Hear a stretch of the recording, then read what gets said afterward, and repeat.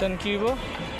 এখানে আমি মোবাইলটা একটু ভিতরে ভালো করে ভিতরে দেখবো ক্লাস প্লেটের ভিতরে এটা সাইড দিয়া ক্লাস যখন চাপ দিব তখন ক্লাস প্লেটে ফাঁকা হইলে তখন ক্লাস প্লেটের মাঝামাঝি ভিতরে মুভি দেখবো। মুভিটা পাইবো বেশি, ক্লাস প্লেট ভিসা থাকবো, খেলবো ভালো, খেলবো ভালো, টিকবো বেশি দিন। ক্লাস প্লেট বেশি গায়ে গেলে তো ভিতরে ফোন করে ফাইবার